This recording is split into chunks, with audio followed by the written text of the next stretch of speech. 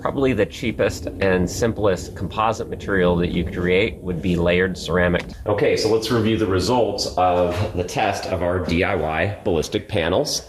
I also have here on the far left an analog for an exterior wall. We've got fiber cement, 3/8 plywood, insulation, 2x4 construction, and 5/8 drywall on the inside. So that was our wall. None of these materials are NIJ certified as being any level of bullet resistance, so do this at your own risk. This is for entertainment purposes only. For my strike face, I went with ceramic material. Ceramics are extremely hard and they initiate bullet expansion and bullet fragmentation of your high-speed rifle bullets, such as the 5.56 fired out of the AR-15, and also a little bit less fast but much heavier bullet fired out of the AK-47, the 7.62 by 39 millimeter, which is also cooking along fast enough to punch through a lot of body armors. The test of the wall, some of these I did in conjunction with, and some I did standalone.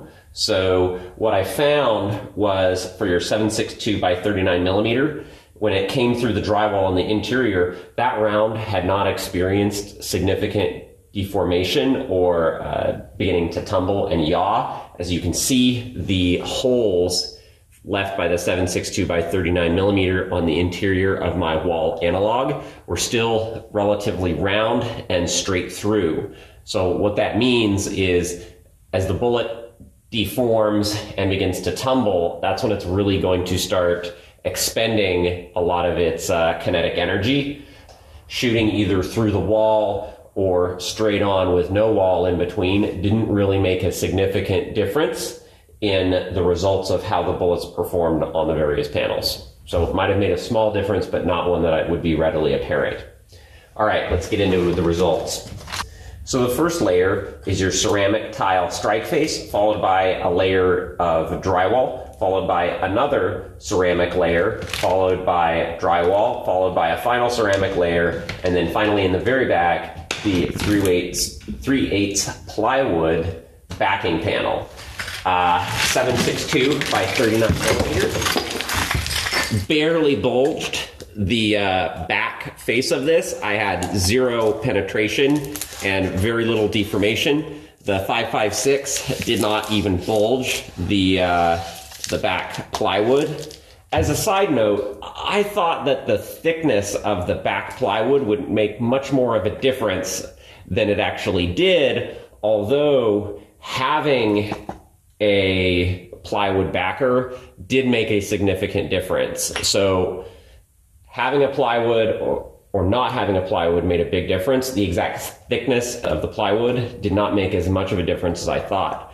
I built some panels with 3/4 inch plywood, so much thicker plywood, and then some with 3/8 plywood, a much thinner plywood. I really didn't see that as a primary difference. 2 layers of drywall, 3 layers of ceramic with a 3/8 plywood backer probably had the best results. It's not extremely heavy, but it is kind of thick and bulky. So the next one that I made was double thick ceramic tiles strike face with the ceramic tiles glued together with Alex Plus caulking, followed by a single layer of drywall, followed by another ceramic plate, and then 3/4 inch plywood on the back. Now this one did very, very well, and as you can see, it actually withstood multiple shots. And as you can see, I've got 2 shots by 5.56 right here. I've got 1 shot with 7.62 by 39 right here. And as you can see, there's a bit of deformation on the back plywood, 0 penetration though. And so this one also very much effectively stopped the threat and is pretty durable. So this is one here. This is another test that I did that I had high hopes for, and it almost worked, but I can't quite give it a pass when we look at the back. First, it's a single strike face of 1 layer of ceramic, 1 single layer of drywall, another layer of ceramic, and then 3/4 inch plywood on the back. So let's turn it around and take a look. So what we've got here is, this is going to be your 5.56. I shot it twice with 5.56. once with 7.62 by 39. However, the extreme amount of backface deformation and the fact that there were some bullet fragments that did get through means that I cannot give this one a pass. I had intended this as an in conjunction with plate to put on the inside of an exterior wall of a home. So this panel I did test in conjunction with the analog to the exterior wall. And for AR-15, for your 5.56, it did stop. It did effectively stop the round. For your AK-47, your 7.62 by 39, it stopped most of the round. However, a few bullet fragments did get through, and there was very, very significant backface deformation that you can see. Here you can see the IPSC target that I put on the back. There's a little bit of wood fibers stuck in there. This isn't exactly bullet penetration on my in conjunction with panel, so it's not really bullet penetration. However, this is a lot of blunt force trauma on the backside of this panel that I had intended as an in conjunction with. So as you can see here, the bullet didn't technically go through. However, if you had a firing position hiding behind this panel, you would experience significant bodily injury potentially, and potentially there'd be bullet fragments coming through, and that could injure you. So I can't really give this panel a pass, although this is a lot more protection right here than you would get from just simply getting shot with an AK-47. So that's something. And this was an early experiment that I did. So I've got strike face of single layer ceramic, followed by drywall, followed by 3/8 plywood, followed by a final sheet of ceramic on the back. And this one was effective in stopping 9mm handgun. As you can see, the back here is shattered right here, but on the bottom hole, it did not actually go through.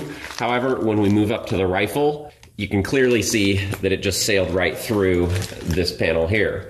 So ceramic tile, drywall, plywood, ceramic tile is not enough to stop that AK-47 round. I used drywall as an intermediate layer behind my strike face because when you hit drywall with a hammer, it tends to powder on impact, and being sandwiched in between multiple layers of ceramic or between ceramic and then plywood on the other side, there wouldn't really be anywhere for it to blow out, and then it would act kind of like a sand trap on a high-speed impact, and in that way it could further slow down a bullet that was already deformed by hitting the ceramic strike face.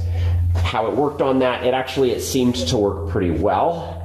I did not have good luck with ceramic as a back face, because when it hits these any of these kind of like blunt force impacts on the back here, this deformation on the plywood that you see that would actually shatter a back face of ceramic, and so I do not like it as the back face, and I feel that for the back face your plywood is going to be the best bet. I didn't really see that big of a difference between 3/8 and 3/4 inch, so maybe just go with the thinner one because the overall profile, keeping that thin, is important.